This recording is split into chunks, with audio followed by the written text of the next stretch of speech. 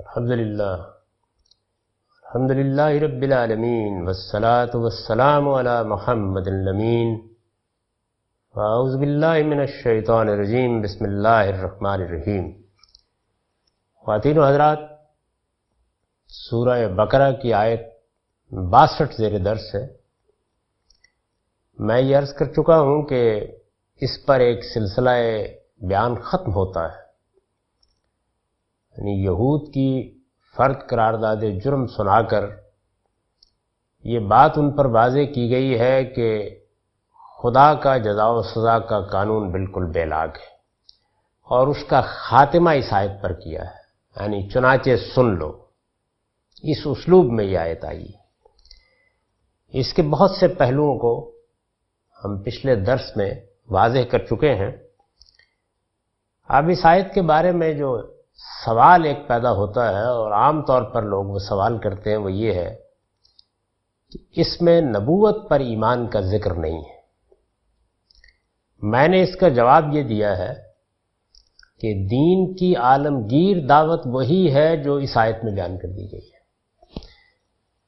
یعنی جن نبیوں پر ایمان رکھتے ہیں وہ یہی بات لے کر آئے ہیں، یہاں ان کی بات بیان کی جا رہی ہے۔ آدم علیہ السلام سے لے کر محمد الرسول اللہ صلی اللہ علیہ وسلم تک تمام انبیاء انسانوں کو کیا دعوت پہنچا رہے ہیں، وہ یہی ہے، لوگوں اللہ پر سچا ایمان لاؤ، قیامت کے دن پر ایمان لاؤ، اور اچھے عمل کی بنیاد پر اپنے پروردگار کے حضور جواب دہی کے لیے تیار ہو جاؤ۔ چنانچہ بنیادی معیار کی حیثیت اسی کو حاصل ہے۔ کوئی شخص صحرا میں رہتا ہو، کوئی قبل تاریخ میں پیدا ہوا ہو، کسی تک پیغمبروں کی دعوت پہنچی ہو، کسی تک نہیں پہنچی ہو، یہی وہ پیغام ہے، یہی وہ بات ہے جس کی بنیاد پر اللہ تعالیٰ کے ہاں لوگوں کے لیے جزا و سزا کا فیصلہ ہوگا۔ یہاں یہ بیان کیا گیا ہے۔ کسی پیغمبر کو نہ ماننے کا معاملہ اس وقت زیر بحث آتا ہے جب اس کی بعثت ہو جاتی ہے اور اس کا پیغمبر ہونا لوگوں پر واضح ہو جاتا ہے، اور پھر وہ اس کا انکار کر دیتے ہیں۔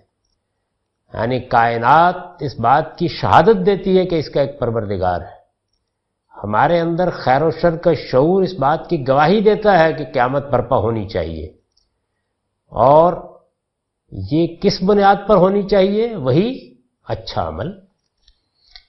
یہ حقائق تمام انبیاء علیہ السلام نے انسانوں کو بتائے ہیں۔ اگر کوئی شخص ہم سے پوچھے کہ جس دین کی بات تم کرتے ہو اس کی دعوت کیا ہے، تو ہم یہی 3 باتیں بیان کریں گے، لیکن اس کا یہ مطلب نہیں ہے کہ ان 3 باتوں کے ساتھ آپ کسی بڑے سے بڑے جرم کا ارتکاب کر دیں تب بھی نجات آپ کے لیے طے ہے۔ میں اس کی مثال دیتا ہوں۔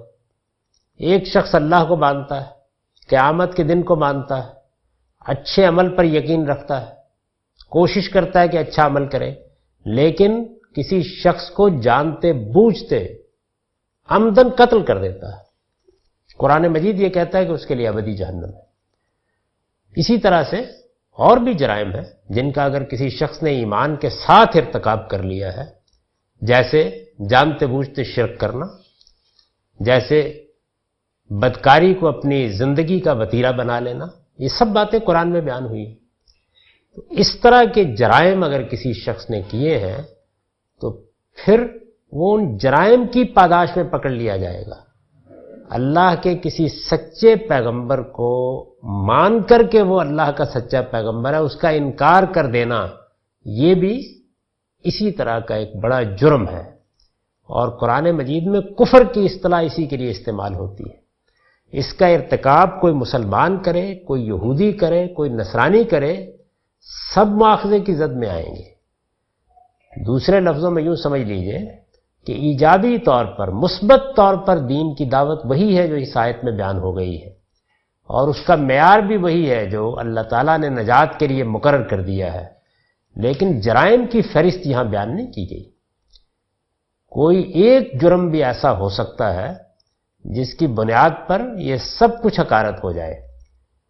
چنانچہ پیغمبروں پر ایمان کا معاملہ من جملہ جرائم ہے، یعنی وہاں نوعیت یہ نہیں ہے کہ آپ نے ہر وقت ہر حال میں کسی پیغمبر کو ماننا ہے، نہیں، اس وقت ماننا ناگزیر ہے جب اس کی دعوت پہنچ گئی، جب اس کا پیغام پہنچ گیا، جب اس کے بارے میں اللہ کی حجت واضح ہو گئی اور یہ معلوم ہو گیا کہ یہ خدا کا پیغمبر ہے، اور پھر جانتے بوجھتے اس کا انکار کر دیا۔ ایسا ہے تو پھر نجات کا کوئی سوال نہیں۔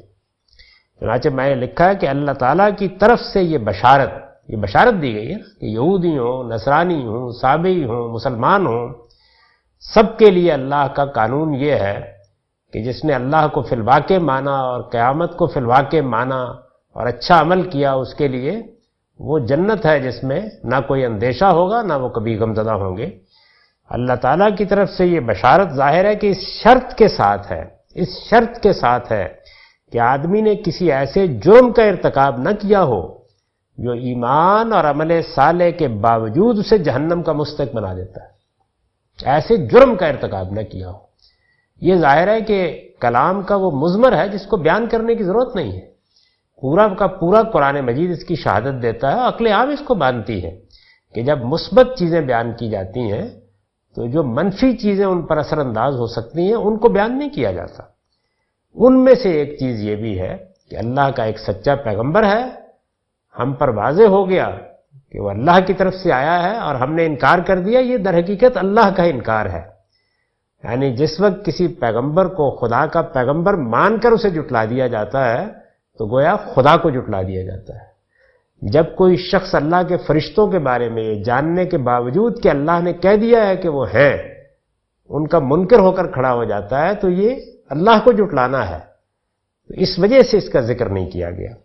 اللہ تعالیٰ کی طرف سے یہ بشارت ظاہر ہے کہ اس شرط کے ساتھ ہے کہ آدمی نے کسی ایسے جرم کا ارتکاب نہ کیا ہو جو ایمان اور عمل صالح کے باوجود اسے جہنم کا مستحق بنا دیتا ہے، مثلا کسی بے گناہ کو قتل کر دینا یا جانتے بوجھتے اللہ کے کسی سچے پیغمبر کو جھٹلا دینا، یعنی یہ من جملہ جرائم ہے۔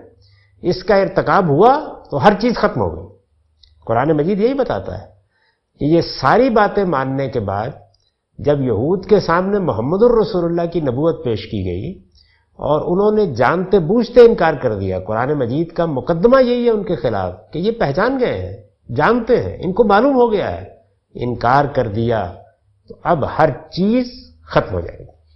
اب نہ ایمان اللہ تعالیٰ کے ہاں قابل قبول ہے، نہ اچھا عمل اللہ تعالیٰ کے ہاں قابل قبول ہے، اس لیے کہ یہ سرکشی اور خدا کے مقابلے میں سری سرتابی ہے، یہ قابل معافی نہیں ہے۔ اسی وجہ سے ہم یہ لوگوں کو بتانے کی کوشش کرتے ہیں کہ شرک اور کفر، شرک کیا ہے؟ اللہ کے ساتھ خلق و امر میں کسی کو ساجی ٹھہرا دیا جائے، کسی کو اللہ کی ذات میں سے مانا جائے یا اللہ کو اس کی ذات میں سے مان لیا جائے، یا اللہ تعالیٰ نے جو کچھ تخلیق کیا ہے اس میں اس کا کوئی حصہ مانا جائے، یا جو نظم کائنات کا اللہ تعالیٰ چلا رہے ہیں اس میں کسی کو شریک بنا لیا جائے، تو یہ شرک ہے۔ اسی طریقے سے جب اللہ کا کوئی پیغمبر آ جائے، وہ آ کے اللہ کی دعوت دے، یہ بتائے کہ میں اللہ کی طرف سے آیا ہوں، مخاطبین پر واضح ہو جائے کہ یہ اللہ کی طرف سے آئے ہیں، اور پھر اس کا انکار کر دیا جائے تو یہ کفر ہے، اور یہ ناقابل معافی جرائم ہے۔ یہ جرائم ہے جو ناقابل معافی ہے۔ دیکھیے، اللہ کی توحید بیان کی جائے گی مثبت طور پر کہ اللہ کو ایک مانو، شرک ایک جرم ہے، اس کا ذکر الگ ہوگا۔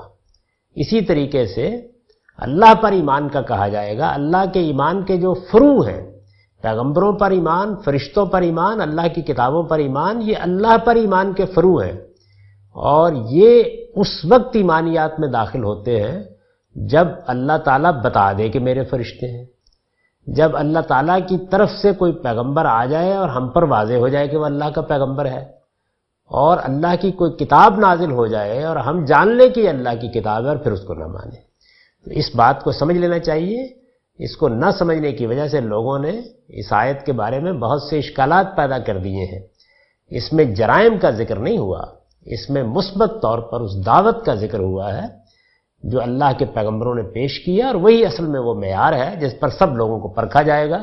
اس سے آپ یہ معلوم ہوا کہ وہ لوگ کہ جن کے بارے میں ہم یہ جانتے ہیں کہ ان کو معلوم ہی نہیں ہوا کہ اللہ کے فرشتے بھی ہیں، اللہ کی کسی کتاب سے وہ ناواقف کہیں بیٹھے ہوئے ہیں، اللہ کے کسی پیغمبر نے بھی ان کو خبردار نہیں کیا، یا اس کی دعوت نہیں پہنچی، یا اس کا پیغام نہیں پہنچا، یا نام پہنچ گیا ہے لیکن یہ واضح نہیں ہوا کہ وہ اللہ کا پیغمبر ہے، ان سے اس سوال کا کوئی امکان نہیں ہے۔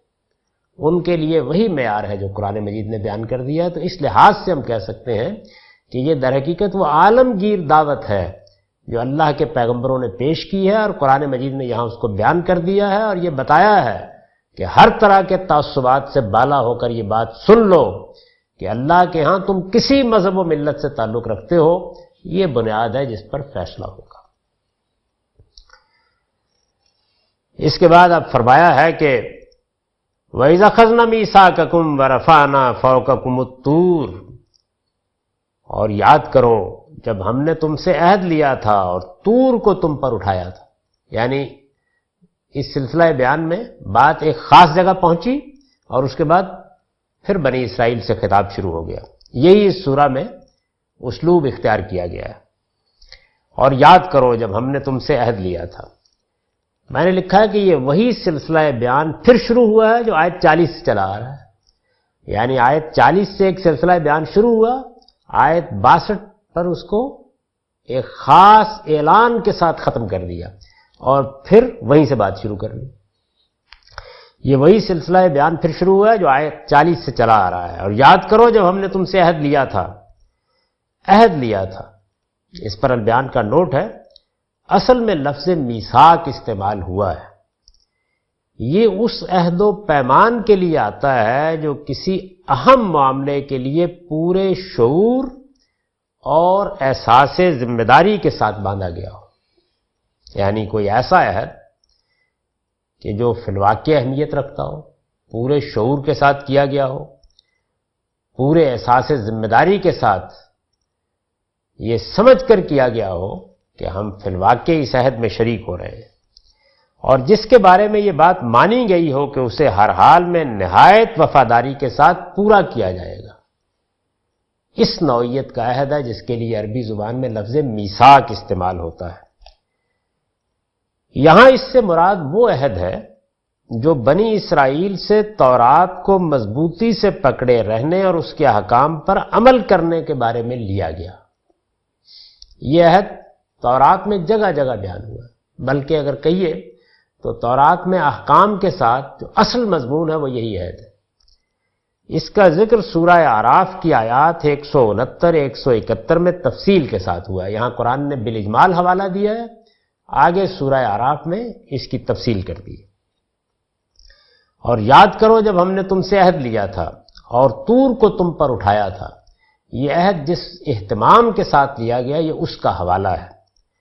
چنانچہ میں نے لکھا ہے قرآن اور بائبل دونوں سے معلوم ہوتا ہے کہ بنی اسرائیل سے یہ عہد پہاڑ کے دامن میں اس طرح لیا گیا کہ طور اپنی جگہ سے اکھڑ کر سائبان کی طرح ان کے سروں پر لٹک رہا تھا، اور انہیں لگتا تھا کہ وہ ان پر گر کر رہے گا۔ یعنی اللہ تعالیٰ نے اپنے جلال کا مظاہرہ کیا اور پھر اس ہیبت ناک ماحول میں ان سے یہ عہد لیا۔ قرآن نے یہاں اس حالت کو پہاڑ کے ان پر اٹھا لینے سے تعبیر کیا ہے۔ یہ خدا کی قدرت اور اس کے جلال کا ایک مظاہرہ تھا جو اس لیے کیا گیا کہ بنی اسرائیل ہمیشہ اس بات کو یاد رکھیں کہ جس خدا کے ساتھ وہ یہ عہد باندھ رہے ہیں اس کی قدرت کتنی بے پناہ ہے، اور انہوں نے اگر اس کی خلاف ورزی کی تو ان کے ساتھ کیا معاملہ کر سکتا ہے۔ یہ چونکہ بنی اسرائیل کا معاملہ ہے، یعنی یہ ہمہ شمہ کا معاملہ نہیں ہے۔ اللہ تعالیٰ ایک قوم کا نبوت کے لیے انتخاب کر رہے ہیں۔ یہ ایک نوعیت کا نبوت کا منصب ہے جو پوری قوم کو دیا جا رہا ہے۔ اس کو قرآن نے شہادت سے تعبیر کیا ہے، یعنی گواہ بنائے جا رہے ہیں، پوری دنیا کے لیے گواہ بنائے جا رہے ہیں۔ یہ فرمایا ہے نا کہ فضلتکم علی العالمین، پوری دنیا کے لوگوں میں سے انتخاب کر کے اس قوم کو یہ ذمہ داری دی جا رہی ہے کہ یہ خدا کی حجت لوگوں پر پورا کرے گی۔ تو اس موقع پر جب ان سے یہ عہد لیا گیا، اللہ تعالیٰ نے طور کو اٹھایا اور اس طریقے سے اپنے جلال کا مظاہرہ کرتے ہوئے یہ بتایا کہ یاد رکھو یہ عہد میں باندھ رہا ہوں، میں اس کائنات کا پروردگار۔ طور کو تم پر اٹھایا تھا اس تاکید کے ساتھ خذوا ما آتیناکم بقوہ، اس چیز کو پوری قوت کے ساتھ پکڑو جو ہم نے تمہیں دی ہے. آتیناکم بقوہ یعنی اسے پوری مضبوطی کے ساتھ لو اور زندگی کے تمام مراحل میں پورے استقلال اور عزیمت کے ساتھ اس کی ہدایات کی پیروی کرو. پوری قوت کے ساتھ پکڑو. اس کا مطلب کیا ہے یہ میں نے واضح کیا ہے. اور جو کچھ اس میں لکھا ہے وَاذْكُرُوا مَا فِيهِ لَعَلَّكُمْ تَتَّقُونَ، اور جو کچھ اس میں ہے یعنی اس میں لکھا ہے اسے یاد رکھو تاکہ تم بچے رہو، یعنی خدا کے غضب سے بچے رہو. یہ تتقون کا فعل کبھی تو اپنے جامع مفہوم میں آتا ہے جب ہم اس کا ترجمہ کرتے ہیں تاکہ تم تقوی اختیار کرو، اور کبھی کبھی یہ اپنے مفعول کے ساتھ یا اس کی تقدیر کے ساتھ ہوتا ہے، یعنی وہ مفعول وہاں مقدر ہوتا ہے. یہاں یہی صورتحال ہے. اور جو کچھ اس میں لکھا ہے اسے یاد رکھو تاکہ تم خدا کے غضب سے بچے رہو. اسے یاد رکھو میں نے لکھا ہے مطلب یہ ہے کہ اس کا حرف حرف ہمیشہ پیش نظر رکھو، خواہ وہ اس کے احکام و ہدایات سے متعلق ہو یا اس کی ان تنبیہات سے متعلق جو ان احکام و ہدایات سے انحراف کے نتائج کے بارے میں تمہیں سنائی گئی ہیں. دو ہی چیزیں ہوتی ہیں اللہ کی کتابوں میں، ایک اس کے احکام، اس کی ہدایات، وہ ہم سے کیا چاہتا ہے، اس کے مطالبات کیا ہیں، اس نے ہمیں دنیا میں کیوں بھیجا ہے، آخرت میں ہمارا مواخذہ کن بنیادوں پر ہوگا. اور دوسرے وہ تنبیہات جو ان ہدایات پر عمل کرنے کے لیے کی جاتی ہیں، جس کو قرآن مجید انذار سے بھی تعبیر کرتا ہے. یعنی اللہ تعالیٰ متوجہ کرتے ہیں، توجہ دلاتے ہیں اور یہ بتاتے ہیں کہ ان ہدایات پر عمل کرو گے تو اس کے نتائج کیا ہوں گے، اور ان سے روگردانی اختیار کرو گے تو اس کے نتائج کیا ہوں گے. اس کے بعد یہ جو کہا کہ تم خدا کے غضب سے بچے رہو، تو اس پر میں نے لکھا ہے کہ اصل الفاظ ہیں لعلکم تتقون. ان سے پہلے یعنی ان الفاظ سے پہلے چونکہ بنی اسرائیل کو اللہ تعالیٰ کی تنبیہات کے یاد رکھنے کی نصیحت کی گئی ہے، اس لیے سیاق کلام کا تقاضا ہے کہ تتقون کو یہاں خدا کے غضب سے بچنے کے مفہوم میں لیا جائے. یعنی یہ میں نے دلیل واضح کی ہے کہ تتقون کا مفعول یہاں مقدر ہے، اور وہ کیا ہے اس کو سیاق کلام سے سمجھا جائے گا. یہ افعال جملے کے کچھ حصے یا پورے جملے اسی موقع پر حذف کر دیے جاتے ہیں یا مقدر مانے جاتے ہیں جب وہ سیاق کلام سے بالکل واضح ہوتے ہیں. تو ارشاد ہوا کہ ثم تولیتم من بعد ذلک فلولا فضل اللہ علیکم ورحمتہ لکنتم من الخاسرین. پھر اس کے بعد بھی تم پھر گئے، یعنی اس عہد سے پھر گئے. سو اگر اللہ کی عنایت اور اس کی رحمت تم پر نہ ہوتی تو تم بڑے نامراد ہوتے. مدعا کیا ہے؟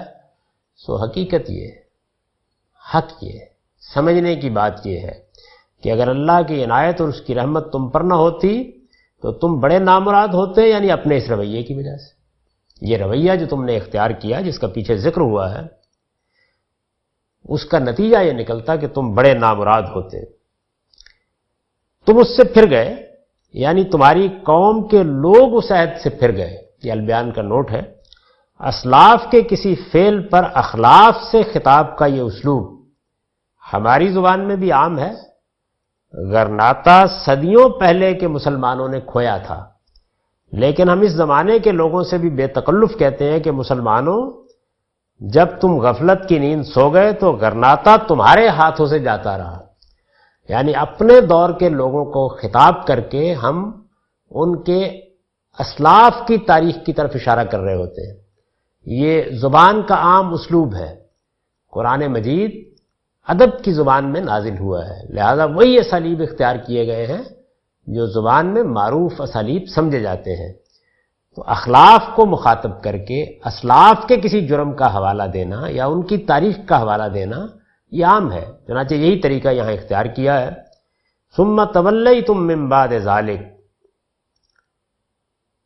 اور اس کے بعد بھی تم اس سے پھر گئے. سو حقیقت یہ ہے کہ اگر اللہ کی عنایت اور اس کی رحمت تم پر نہ ہوتی تو اپنے اس رویے کی وجہ سے تم بڑے نامراد ہوتے، لَكُنْتُم مِّنَ الْخَاسِرِينَ فَلَوْلَا فَضْلُ اللَّهِ عَلَيْكُمْ وَرَحْمَتُهُ وَلَقَدْ عَلِمْتُمُ الَّذِينَ اعْتَدَوْا مِنْكُمْ فِي السَّبْتِ، اور تم انہیں بھی جانتے ہو جنہوں نے تمہارے لوگوں میں سے سبت کی بے حرمتی کی، یعنی ظاہر ہے کہ فرد قرار داد جرم سنائی گئی ہے، نتیجہ بیان کیا، اس کے بعد پھر بتایا کہ تمہیں معلوم ہے کہ تمہارے اندر کیا کیا جرائم کرنے والے لوگ رہے ہیں، تم انہیں بھی جانتے ہو جنہوں نے تمہارے لوگوں میں سے سبت کی بے حرمتی کی۔ یہ کیا واقعہ ہے؟ یہاں اس کا بالاجمال حوالہ دیا ہے، میں نے اس پر لکھا ہے سبت چھٹی کے دن کو کہتے ہیں، یہ اصلاً جمعے کا دن تھا جسے بنی اسرائیل نے اس کے اگلے دن سے بدل ڈالا۔ ان کے ہاں یہ دن پشت در پشت تک دائمی عہد کے نشان کے طور پر خدا کی عبادت کے لیے خاص تھا، یعنی اللہ تعالیٰ نے چونکہ ان کو ایک غیر معمولی منصب کے لیے منتخب کیا تو ان سے متعلق بعض خصوصی احکام دیے۔ ان میں سے ایک حکم یہ بھی تھا کہ ایک دن خدا کی عبادت کے لیے خاص رہے گا، اس میں کوئی اور کام نہیں کیا جائے گا، لوگ اپنے گھروں میں رہیں گے، اپنے رب کو یاد کریں گے۔ ہمارے لیے بھی جمعے کا دن اجتماعی عبادت کے لیے مقرر کیا گیا ہے، لیکن دن کا ایک حصہ یہ بتا دیا گیا ہے کہ اس سے پہلے بھی تم اپنے کاروبار زندگی میں مصروف رہ سکتے ہو اور اس سے فارغ ہو کر بھی تم اپنے کاروبار کے لیے جا سکتے ہو۔ وہ یوں سمجھ لیجئے کہ 2-2.5 گھنٹے اس کے لیے خاص کیے گئے ہیں، لیکن ان کے لیے پورا دن تھا۔ ان کے ہاں یہ دن پشت در پشت تک دائمی عہد کے نشان کے طور پر خدا کی عبادت کے لیے خاص تھا، اور اس میں ان کے لیے کام کاج، سیر و شکار، حتیٰ کہ گھروں میں آگ جلانا اور لونڈی غلاموں سے کوئی خدمت لینا بھی ممنوع قرار دیا گیا تھا۔ یہ سب تفصیلات بائبل میں بیان ہوئی ہیں۔ ان کی ایک بستی کے لوگوں نے، یعنی یہ معاملہ کوئی تمام یہود کے ساتھ پیش نہیں آیا، ان کی ایک بستی کے لوگوں نے اس دن کی پابندیوں سے اپنے آپ کو آزاد کرنے کے لیے جو شرعی ہیلے ایجاد کیے اور اس طرح اللہ تعالیٰ کی شریعت کا مذاق اڑایا، یہ اسی کی طرف اشارہ ہے، اور اس سے مقصود یہاں محض اس نقض عہد کی ایک مثال بیان کرنا ہے جس کا ذکر اوپر ہوا ہے۔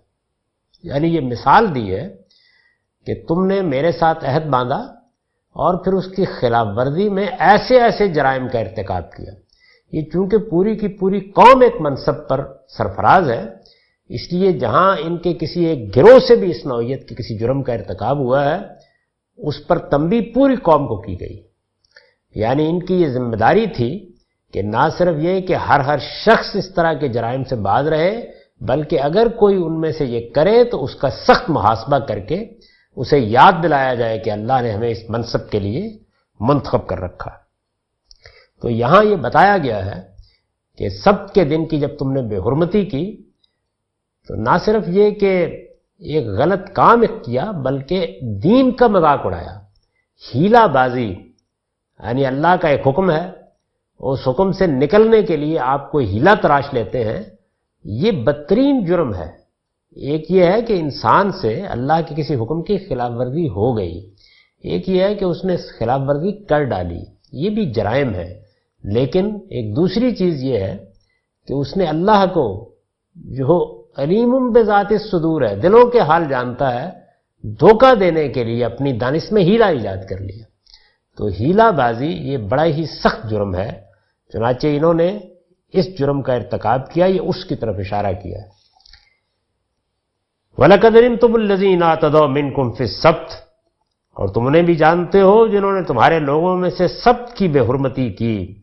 فَقُلْنَا لَهُمْ كُونُوا قِرَدَةً خَاسِئِينَ، ہم نے ان سے کہا جاؤ ذلیل بندر بن جاؤ۔ یہ بہت مختصر اسلوب میں ایک طرح سے اشارات کی صورت میں ان کی فرد قرار داد جرم سنائی جا رہی ہے، جاؤ ذلیل بندر بن جاؤ۔ میں نے لکھا ہے یہ لعنت کا جملہ ہے، آگے کی بات سے واضح ہے کہ اس کے نتیجے میں وہ بندروں سے جس طرح مشابہ ہوئے، یہ فرمایا نا جاؤ ذلیل بندر بن جاؤ، وہ بندروں سے جس طرح مشابہ ہوئے اس کی نوعیت بالکل ایسی محسوس تھی کہ گرد و پیش کی بستیوں کے لوگ اسے دیکھ کر عبرت حاصل کر سکتے تھے۔ اس کی نوعیت ایسی محسوس تھی، یعنی اگر آپ دیکھیں تو آپ یہ جان لیں کہ فی الواقع یہی بات ہے جو ان کے ساتھ ہو گئی ہے۔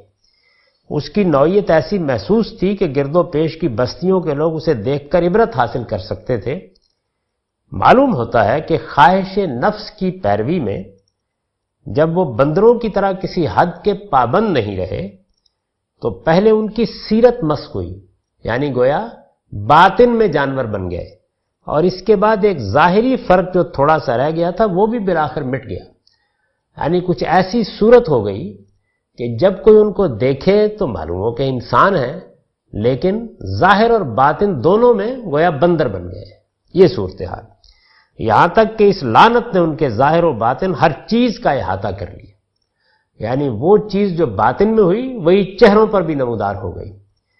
اس کو یہاں اس سے تعبیر کیا ہے، ہم نے ان سے کہا کونوا قردۃ خاسئین، جاؤ ذلیل بندر بن جاؤ، فجعلناها نکالا لما بین یدیہا وما خلفہا، اس طرح اس کو یعنی ان کی اس بستی کو جس میں انہوں نے سب کی بے حرمتی کی تھی، ہم نے اس کے گرد و پیش کے لیے بین یدیہا وما خلفہا، ہم نے اس کے گرد و پیش کے لیے ایک نمونہ عبرت وموعظۃ للمتقین، اور خدا سے ڈرنے والوں کے لیے ایک ذریعہ نصیحت بنا دی، یعنی باقی قوم کے لیے وہ عبرت کی مثال بن کے رہ گئی پوری بستی۔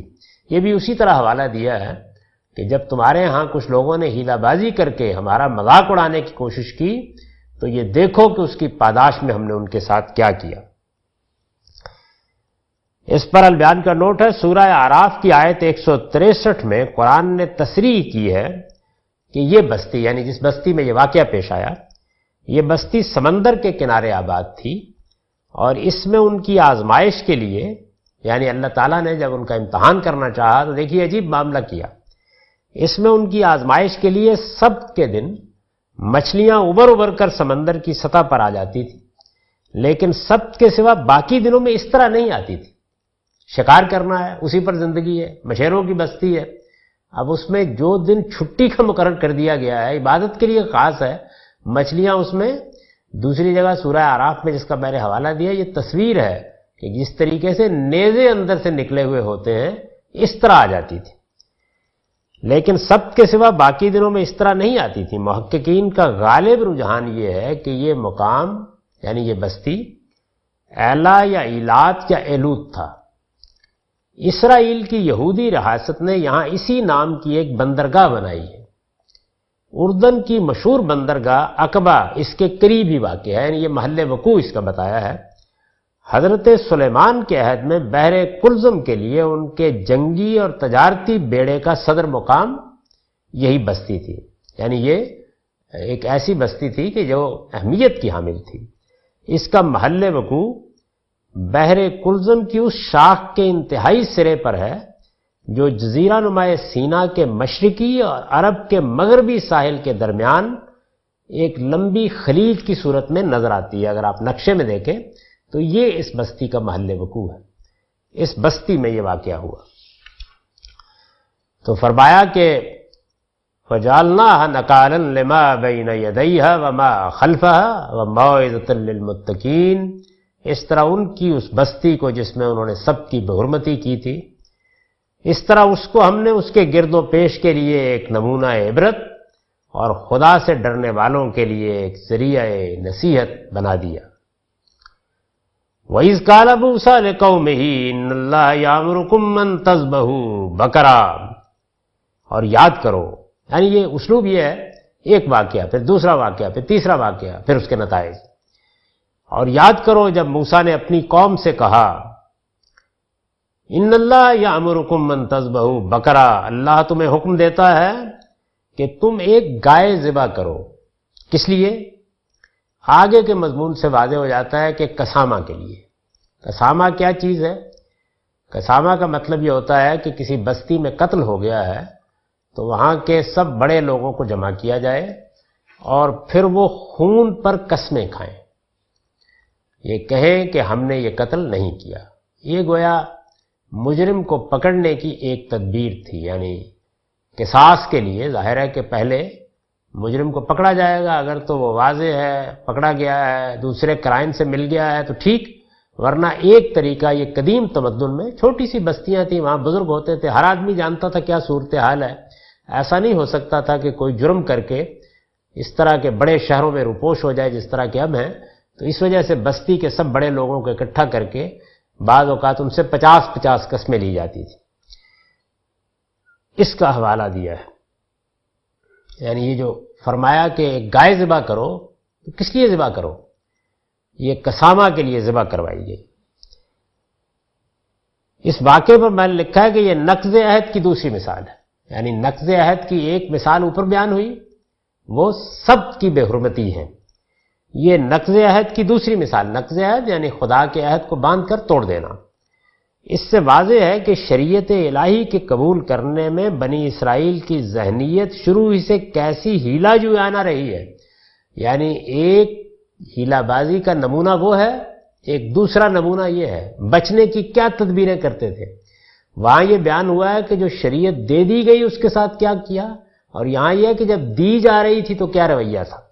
تو یہ نقض عہد کی دوسری مثال ہے، اور اس میں جو میں نے یہ اضافہ کیا ہے کہ اللہ تمہیں حکم دیتا ہے کہ خون پر قسمیں کھانے کے لیے تم ایک گائے ذبح کرو، تو اس کی دلیل بیان کی ہے۔ اس کے بعد جو واقعہ سنایا گیا ہے، میں نے لکھا ہے کہ اس کے بعد جو واقعہ سنایا گیا ہے اس سے واضح ہے کہ بنی اسرائیل کو گائے کی اس قربانی کا حکم قسامہ یعنی خون پر قسمیں کھانے کے لیے دیا گیا تھا۔ انہی آیات میں آگے چل کر یہ بات واضح ہو جائے گی۔ تورات میں بھی یہی بات بیان ہوئی ہے، یعنی قرآن مجید نے اشارہ کر دیا ہے اپنے خاص طریقے پر، اور تورات میں تفصیل موجود ہے۔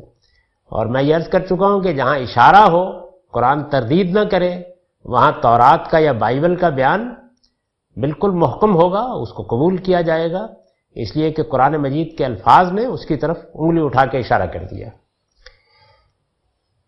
اللہ تعالیٰ کی کتاب کو سمجھنے کے لیے، یعنی قرآن مجید پر تدبر کے لیے جو اصول و مبادی میں نے اپنی کتاب میزان کے مقدمے میں بیان کیے ہیں، اس میں ایک یہ بھی ہے کہ قرآن مجید کی تاریخ کیا ہے، کس پس منظر میں نازل ہوا ہے۔ اس میں پیچھے تورات، زبور، انجیل، انبیاء کے صحائف، بائبل کی پوری تاریخ موجود ہے، چنانچہ وہ ان واقعات کو تفصیل سے بیان کرنے کے بجائے اشارہ کر دیتا ہے۔ میں نے لکھا ہے کہ اس کے بعد جو واقعہ سنایا گیا ہے اس سے واضح ہے کہ بنی اسرائیل کو گائے کی اس قربانی کا حکم قسامہ یعنی خون پر قسمیں کھانے کے لیے دیا گیا تھا۔ تورات میں بھی یہی بات بیان ہوئی ہے، استثناء میں ہے، اگر اس ملک میں یعنی فلسطین میں، جسے خداوند تیرا خدا تجھ کو قبضہ کرنے کو دیتا ہے، کسی مقتول کی لاش میدان میں پڑی ہوئی ملے اور یہ معلوم نہ ہو کہ اس کا قاتل کون ہے، تو تیرے بزرگ اور قاضی نکل کر اس مقتول کے گردا گرد کے شہروں کے فاصلے کو ناپیں، اور جو شہر اس مقتول کے سب سے نزدیک ہو اس کے بزرگ ایک بچھیا لے، یعنی گائے کی بچھیا، جس سے کبھی کوئی کام نہ لیا گیا ہو اور نہ وہ جوئے میں جوتی گئی ہو۔ یہ دیکھیے، یہ سب وہی باتیں ہیں جو اوپر بیان ہوئی ہیں۔ اور اس شہر کے بزرگ اس بچھیا کو بہتے پانی کی وادی میں، جس میں نہ ہل چلا ہو اور نہ اس میں کچھ بویا گیا ہو، لے جائیں، اور وہاں اس وادی میں اس بچھیا کی گردن توڑ دیں، یعنی اسے ذبح کریں۔ تب بنی لاوی جو کاہن ہیں نزدیک آئیں، کیونکہ خداوند تیرے خدا نے ان کو چن لیا ہے کہ خداوند کی خدمت کریں۔ قانون کے نفاذ کے لیے بنی لاوی کے کاہن خدمت انجام دیتے تھے، اور اس کے نام سے برکت دیا کریں، اور انہی کے کہنے کے مطابق ہر جھگڑے اور مار پیٹ کے مقدمے کا فیصلہ ہوا کرے۔ ایک نوعیت کی مذہبی حکومت ان کے ہاں قائم کی گئی تھی۔ پھر اس شہر کے سب بزرگ جو اس مقتول کے سب سے نزدیک رہنے والے ہوں، اس بچھیا کے اوپر جس کی گردن اس وادی میں توڑی گئی اپنے اپنے ہاتھ دھوئیں، اور یوں کہیں کہ ہمارے ہاتھ سے یہ خون نہیں ہوا اور نہ یہ ہماری آنکھوں کا دیکھا ہوا ہے۔ گویا قربانی کر کے، قربانی چونکہ ان کے ہاں غیر معمولی عبادت تھی، یہ بالکل ایسے ہی ہے کہ جیسے ہمیں یہ کہا گیا ہے کہ وصیت کے لیے لوگ کسی مسجد میں نماز کے بعد عہد باندھیں یا اس کی وصیت کریں، تو اس سے مقصد یہ ہوتا ہے کہ ایک ایسا عمل جس کا لوگوں کے ذہنوں پر بہت اثر ہے، جس کو وہ بہت مقدس سمجھتے ہیں، اس کو سامنے رکھ کر لوگ قسم کھائیں تو اس سے یہ توقع ہوتی ہے کہ وہ جھوٹی قسم نہیں کھائیں گے۔ یہ مقصد ہے جس کو سامنے رکھ کر یہ ساری ہدایت کی گئی کہ اس طرح سے بچھیا لی جائے، اس طرح سے اس کی گردن توڑی جائے، اس طریقے سے لوگ جمع ہوں اور ایسے کاہن ان سے یہ قسمیں لیں تاکہ یہ بات واضح ہو جائے کہ خون ان کے ہاتھ سے نہیں ہوا۔ یہ قسامہ ہے اور یہ تفصیل بالکل بتا رہی ہے، جیسے کہ قرآن مجید اپنے اشارے سے آگے واضح کر دے گا کہ اسی مقصد سے یہ معاملہ ہوا۔ یہ سوال ظاہر پیدا ہوتا ہے نا کہ گائے کو ذبح کرنے کا حکم کیوں دیا گیا؟ تو ہمارے نزدیک وہ قسامہ کے لیے دیا گیا، یعنی مطلب یہ تھا کہ اگر کوئی قتل ہو جائے تو اس طرح گائے کو ذبح کر کے اس پر قسمیں کھائی جائیں گی، قربانی کر کے، یعنی قربانی کا مقدس عمل اس کو سامنے رکھ لیا جائے گا اور پھر قسمیں کھائی جائیں گی۔ وہی بات کہ مسجد میں جا کر یا قرآن سامنے رکھ کر جیسے ہمارے ہاں لوگ قسم کھاتے ہیں، یہ اسی نوعیت کا اہتمام ہے۔ تو فرمایا کہ ہم نے ان کو حکم دیا کہ گائے ذبح کرو۔ قالوا اتتخذنا ہزوا، وہ کہنے لگے کیا تم ہم سے مذاق کرتے ہو؟ قال اعوذ باللہ ان اکون من الجاہلین، اس نے کہا میں اللہ کی پناہ مانگتا ہوں کہ اس طرح کا جاہل بن جاؤں۔ یہ مکالمہ ہوا ہے سیدنا موسیٰ کے اور ان کے درمیان۔ اس میں دیکھیے جو لفظ بقرہ استعمال ہوا ان تذبحوا بقرہ، اس پر البیان کا نوٹ ہے، لفظ بقرہ اس حکم میں جس طرح نکرہ استعمال ہوا ہے اس سے معلوم ہوتا ہے کہ بنی اسرائیل اگر متوسط درجے کی کوئی سی گائے ذبح کر دیتے، ان سے کہا گیا ایک گائے ذبح کرو، ایک گائے کی قربانی کرو، کوئی سی گائے ذبح کر دیتے تو حکم کا منشا یقیناً پورا ہو جاتا، لیکن یہ ان کا فساد مزاج تھا کہ اپنے سوالات سے انہوں نے اس حکم کو نہایت مشکل بنا لیا۔ اب یہ انہوں نے کہا کہ اتتخذنا ہزوا، یعنی جب انہوں نے کہا گائے ذبح کرو سیدنا موسیٰ علیہ السلام، تو انہوں نے کہا کیا تم ہم سے مذاق کرتے ہو؟ یعنی قاتل تک پہنچنے کے لیے قسمیں لینے کا یہ کیا طریقہ ہے؟ یہ انہوں نے جواب میں کہا یہ کیا بات ہوئی؟ ادھر ایک مقتول کا معاملہ ہے، قتل کا معاملہ، آپ کہہ رہے ہیں گائے ذبح کرو، اس سے تو معلوم ہوتا ہے کہ تم شاید ہم سے مذاق کر رہے ہو۔ یہ ان کا رد عمل ہے جس کو قرآن مجید نے بیان کیا ہے۔ اس کے جواب میں سیدنا موسیٰ علیہ السلام نے یہ کہا کہ قال اعوذ باللہ ان اکون من الجاہلین، میں اللہ کی پناہ مانگتا ہوں کہ اس طرح کا جاہل بن جاؤں۔ میں نے اس پر لکھا ہے اصل الفاظ ہیں اعوذ باللہ ان اکون من الجاہلین، ان میں جہل کا لفظ علم کے بجائے حلم کے مقابل لفظ کے طور پر آیا ہے۔ عربی میں یہ دونوں معنی میں آتا ہے۔ مطلب یہ ہے کہ میں اس بات سے اللہ کی پناہ مانگتا ہوں کہ دین کے معاملے میں کوئی احمقانہ بات کروں۔ ان جواب یہ دیا کہ ہوش کے ناخن لو، کیا تم یہ خیال کرتے ہو کہ میں دین کی بات بتاتے ہوئے مذاق کروں گا؟ اس کا کوئی سوال نہیں۔ یہ قصہ ابھی جاری ہے، اب ان آیات کا سادہ ترجمہ سن لیجیے۔